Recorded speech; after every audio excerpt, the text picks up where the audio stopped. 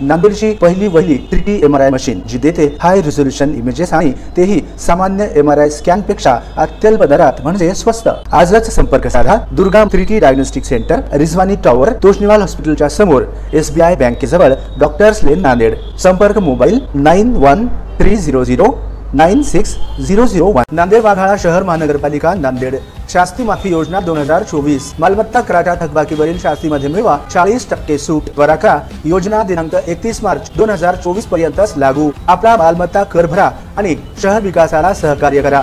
जप्तीची नामुष्की टाळा। आवाहन नांदेड वाघाळा शहर महानगरपालिका नांदेड।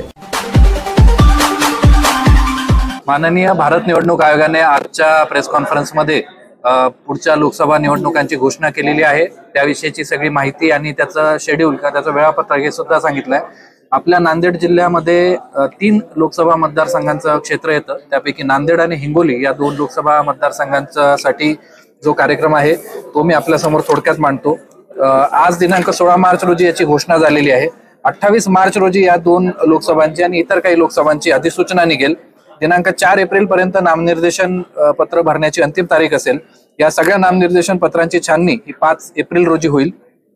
उमेदवारांना जर माघार घ्यायची असेल तर त्याची अंतिम मुदत ही 8 एप्रिल राहील।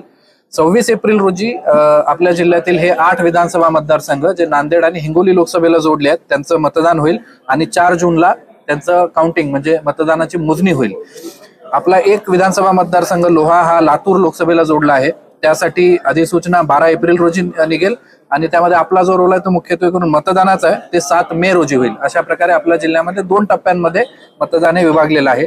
आपल्या जिल्ह्याचा जर विचार केला तर 26,93,715 एवढे मतदार आपल्याकडे आहे, ज्यापैकी 18,43,000 हे नांदेड लोकसभेसाठी मतदान करू शकतात, 5,58,000 हिंगोलीसाठी आणि 2,92,000 हे लातूरसाठी मतदान करतात।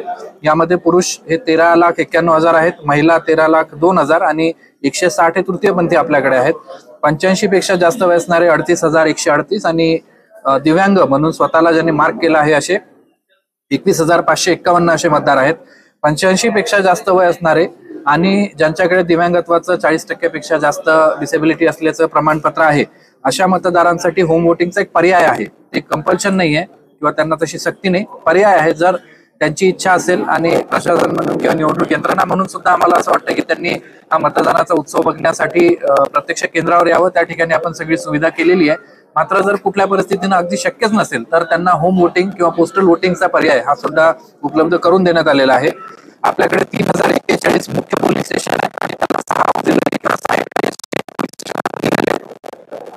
या सगळ्या ठिकाणी ज्या आवश्यक मान्य आयोगानं दिलेल्या सूचनांनुसारच्या सुविधा आहेत त्या आपण पुरवलेल्या आहे। आपल्या जिल्ह्यामध्ये एक अभिनव प्रयोग आपण केलाय की मतदारांना आल्यावरती रांगांमध्ये उभं राहायला लागू नये म्हणून त्यांच्यासाठी प्रतीक्षालय आपण प्रत्येक मतदान केंद्रांवरती नियोजित केली आहे, ज्या ठिकाणी फर्स्ट एड किट राहील।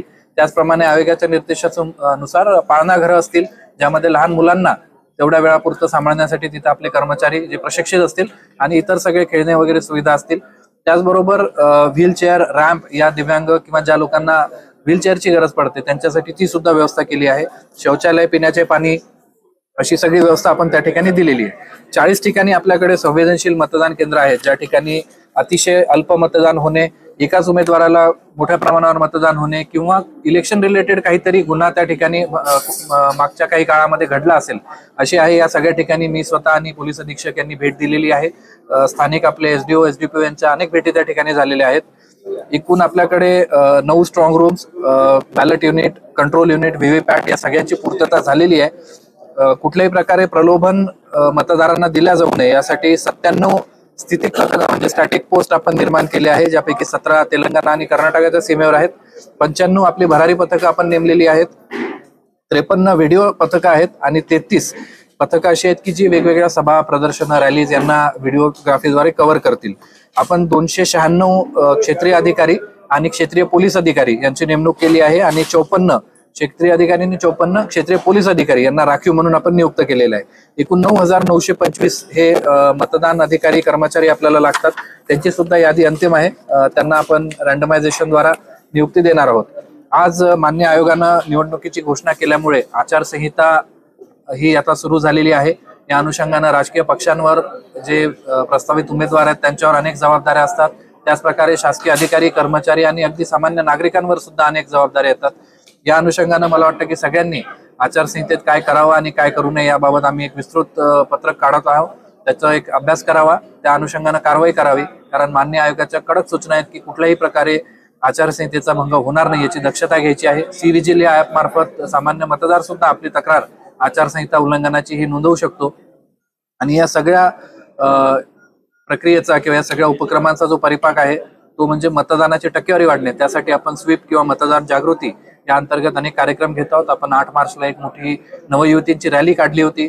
त्याचप्रमाणे वेगवेगळ्या स्तरांवरती मतदान जागृतीसाठीचे कार्यक्रम सुरू आहेत. त्या अनुषंगानं आपला प्रयत्न हाच आहे की मतदानाची टक्केवारी वाढवावी, ती 75% जास्त व्हावी. आणि यासाठी मला माझ्या सगळ्या मतदार बांधव भगिनींना आवाहन करायचं आहे की आपण यामध्ये सर्वात महत्वाचे घटक आहात. आपल्यासाठीच ही सगळी कारवाई सुरू आहे. त्यामुळे आपण निश्चितपणे 26 एप्रिल आणि 7 मे हे जे आपल्या जिल्ह्यातले 2 फेजेस आहेत त्या भागासाठी त्यावेळी दिवशी आपण बाहेर निघून आपला मतदानाचा हक्क बजवावा आणि लोकशाहीला बळकट करण्यासाठी आपलं योगदान द्यावं.